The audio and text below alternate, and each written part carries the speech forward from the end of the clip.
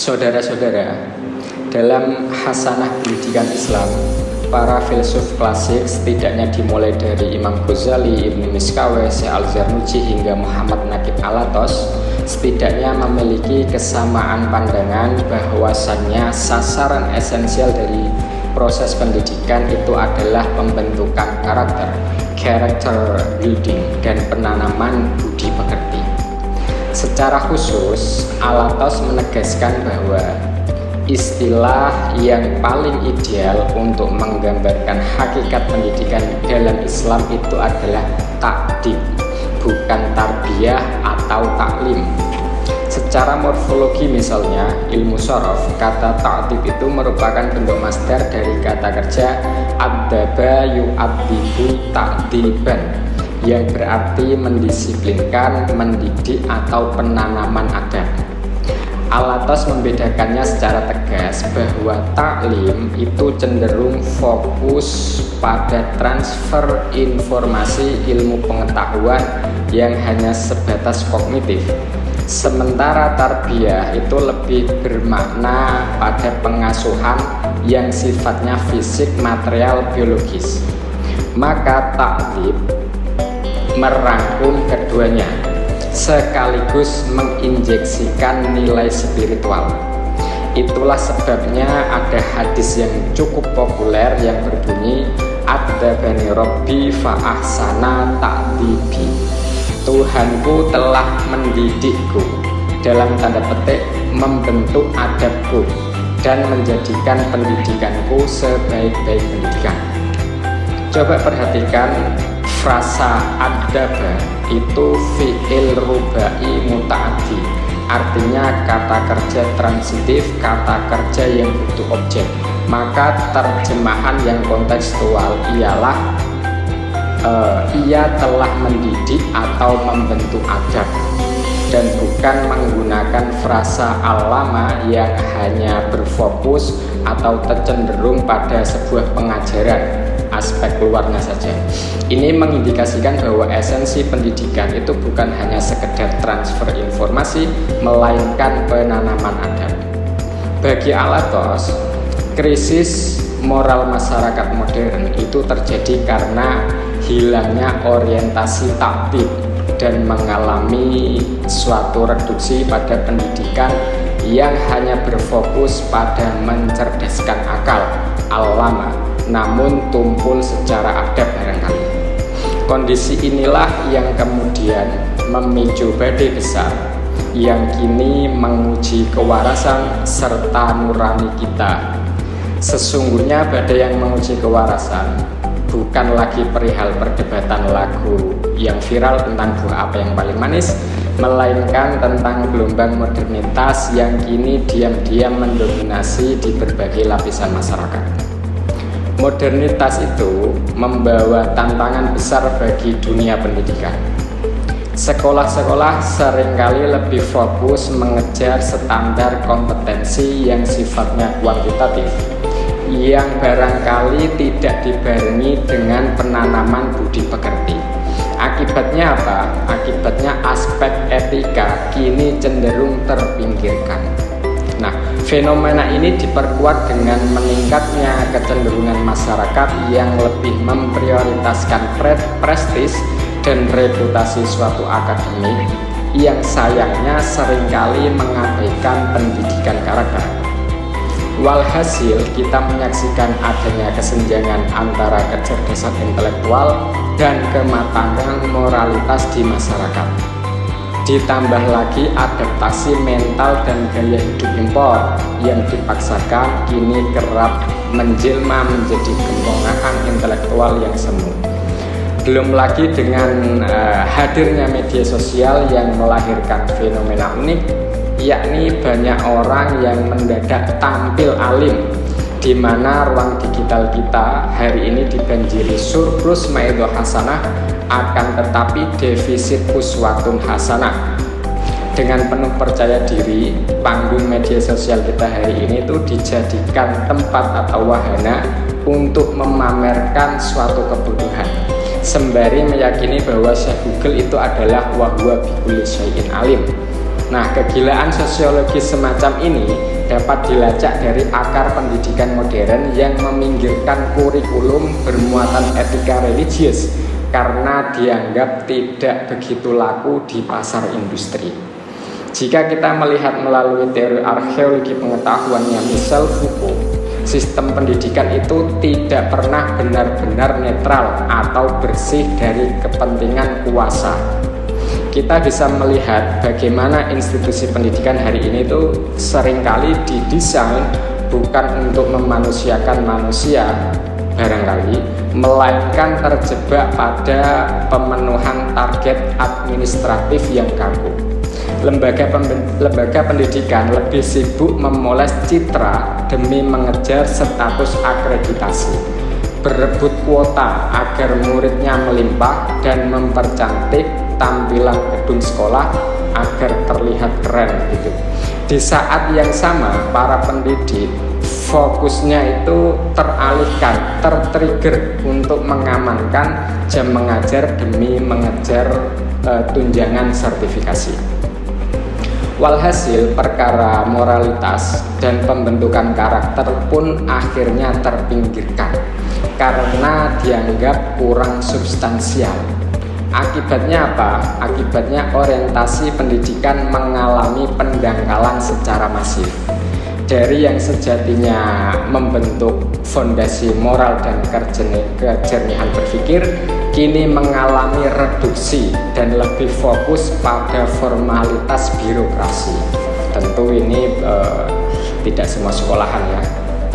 Anomali inilah yang sejalan dengan kekhawatiran Jürgen Habermas, seorang kiai sekaligus filsuf ahli waris mazhab Frankfurt, mengenai masyarakat pasca sekuler.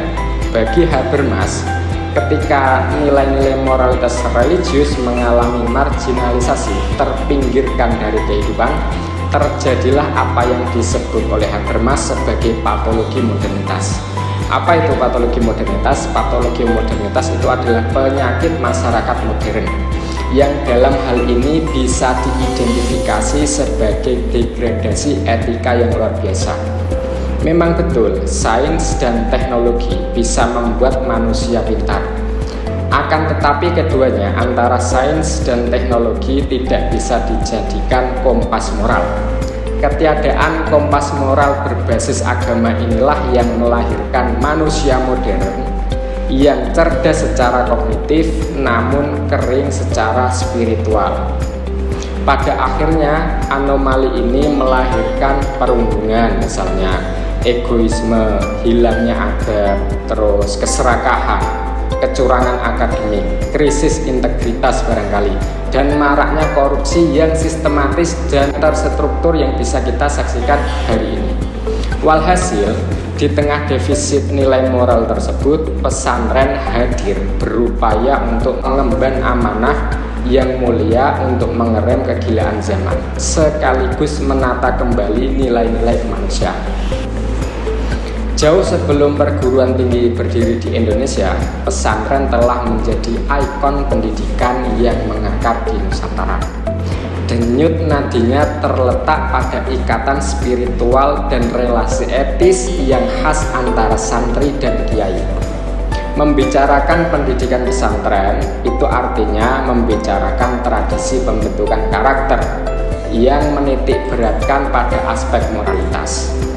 Nah, model pendidikan yang progresif ini itu mengingatkan kita pada nazom dalam kitab Ta'lim Muta'alim yang populer itu, yang berbunyi Wakul mustafi dan kulla yaumin ziyadatan minal ilmi wasbahfi bukhuril fawaidi.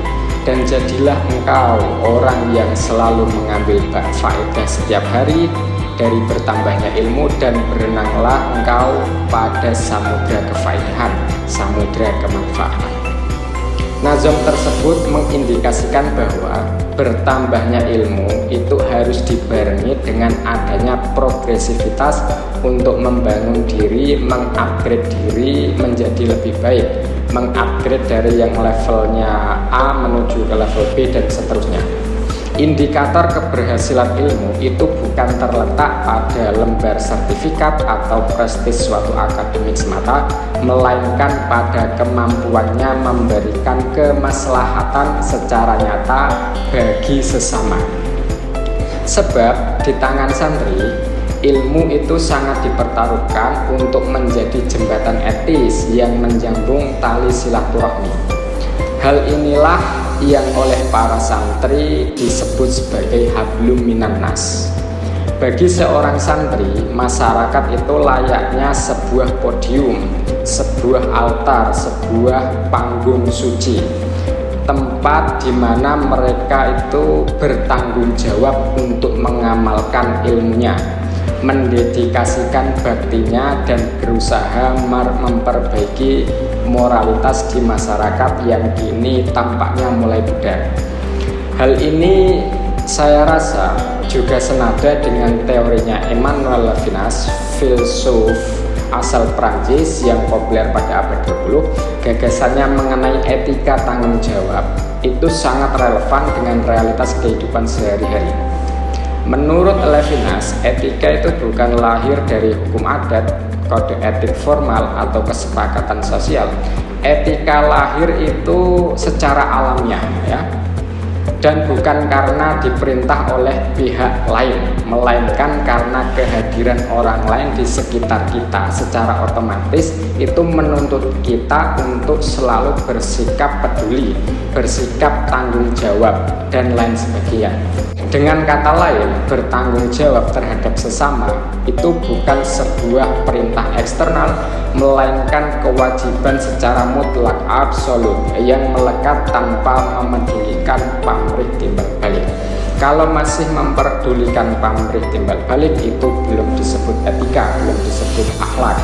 Akhlak itu ya harus halun li nafsi da'iyatan laha ila af'aliha min wairi fikrin wala ruyatin. Kalau katanya Ibnu Miskawai begitu, harus hal di dalam jiwa begitu. Kalau kita berperilaku baik masih mempertimbangkan timbal balik dari luar, itu namanya caper, namanya itu ya, enggak, belum etika. Nah, jika kita bicara dalam konteks pesantren, hablum minan nas itu bertransformasi dari yang awalnya sekedar doktrin teologis menjadi sebuah perilaku etis yang sangat konkret. Hal ini setidaknya didasari pada Al-Quran surah Ali Imran ayat 112 yang berbunyi "Dzuribat alaihimud dzillatu ainama tuqifu illa bihablim minallah wa bihablim minan nas." Mereka diliputi kehinaan di mana saja mereka berada, illa bihablim minallah wa bihablim minan nas, kecuali jika mereka berpegang kepada tali atau hubungan dengan Allah dan hubungan dengan manusia. Nah, ayat tersebut menarik jika dilihat dalam tafsir Ad-Durrul Mansur fit Tafsir bil Maksur karya Jalaluddin As-Suyuti.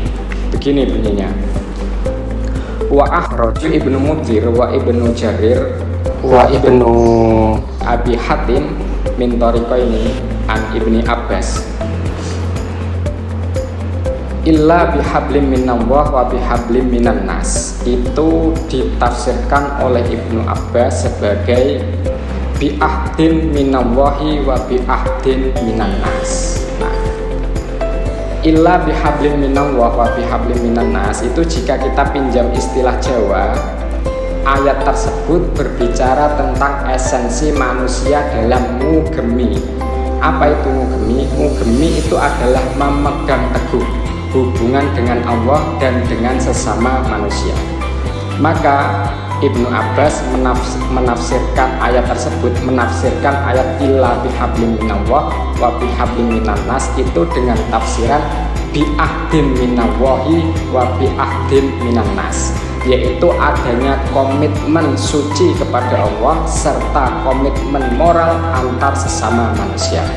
Perhatikan, Ibnu Abbas menekankan frasa ahdun yang artinya komitmen atau perjanjian antar manusia yang saling mengikat satu sama lain.